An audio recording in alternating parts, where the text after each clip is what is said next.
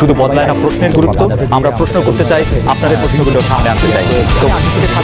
খালেদ মুহিউদ্দিন, আপনারা জানেন গত সরকারের সময় ভারতীয় লোকজনকে অবাধে এই কাজ করার সুযোগ দেওয়া হয়েছে। কেউ কেউ বলেছে যে ভারতীয় লোকজন থাকলে তাদের বিভিন্ন জায়গায় অনুমতি পেতে সুবিধা হয়েছে। আপনাদের প্রায়োরিটিতে কি যারা এখানে চাকরি করছেন তারা, মানে ভারতীয় যারা চাকরি করছেন তাদের ওয়ার্ক পারমিট পরীক্ষা করা, তাদের অন্য বিষয়গুলি পরীক্ষা করা, টাকার পাওয়া, কত টাকা তারা এখানে খরচ করছেন, সেইগুলি কি মানে এই মুহূর্তে?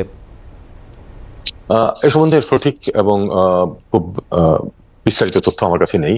তবে আমি নীতিগতভাবে বলতে পারি যে যারা কাজ করছেন তারা যদি ওয়ার্ক পারমিট নিয়ে কাজ করে থাকেন তাহলে সেটা তো অবশ্যই তারা লিগালি করছেন। যদি ওয়ার্ক পারমিট ছাড়া করে থাকেন তাহলে যে কোনো সময় তো তাদের বিরুদ্ধে মানে কি তাদের এমপ্লয়মেন্টের বিরুদ্ধে ব্যবস্থা নেওয়া যায়। এটা ভারতের আইনেও আছে, আমাদের আইনেও আছে। অ্যাম্বাসেডর হোসেন, সরি মানে অ্যাডভাইজার হোসেন, আপনি কি এইটা দেখতেছেন যে ভারত বাংলাদেশের বিপক্ষে বলছে যে তারা চিকিৎসার জন্য ভিসা দিবে না, ভিসা একরকম বন্ধ রেখেছে, বাংলাদেশ থেকে কাজ করতে রোমানিয়া যাবে যেহেতু বাংলাদেশে এমবেসি নাই, ওদের এখানে এমবেসি আছে, সেটার জন্য তারা ভিসা দিচ্ছে না। আমাদের এখানে তারা কাজ করতেছে বা কাজ করতেছে না, কি প্রয়োজনে কাজ করতেছে সেইটা কি আমাদের এই মুহূর্তেই দেখা উচিত না? বাংলাদেশে এতজন মানে কি বলে জানি শিক্ষিত বেকার আছে। আমরা এই নির্বাচনের আগে বা এই 5 আগস্টের আগে এটা আমরা অসংখ্যবার শুনেছি যে এরকম একটা পরিস্থিতির মধ্যে আমরা যাচ্ছি। আমরা এটাও শুনেছি যে ভারত যে রেমিটেন্স ভারতে নিয়ে আসে তার মধ্যে একটা বড় অংশ বাংলাদেশ থেকে নেয়।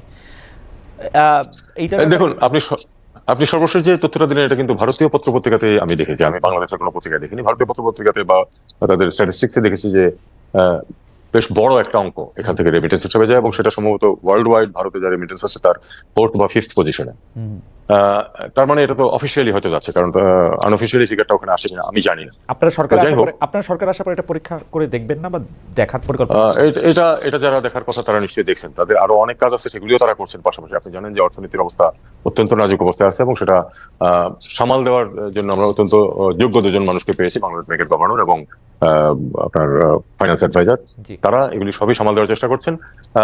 আমি আমার তরফ থেকে এটা নিয়ে কোনো কথা বলি না, কারণ প্রত্যেকেরই তো প্রায়োরিটিজ আছে।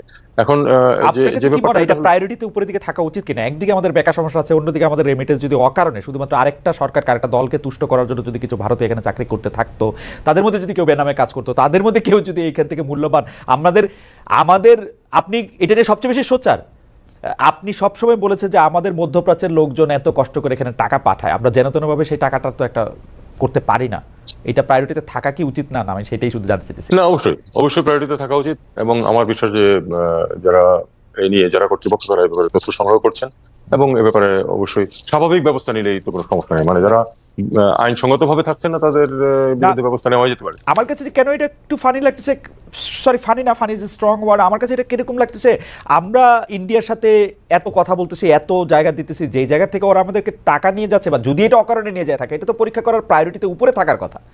এইটা প্রায়োরিটিতে পেছনে কেন? মানে আমি কিন্তু একই প্রশ্ন বাংলাদেশ ব্যাংকের গভর্নর এবং বাংলাদেশের ফিনান্সিয়াল অ্যাডভাইজারকেও করতে করেছিও, মানে আমি ঠিক জবাবটা পাই নাই। কেন এটাতে দেরি হচ্ছে এটা আমি ঠিক জানি না। চ্যানেলটি সাবস্ক্রাইবে অনুরোধ রইল।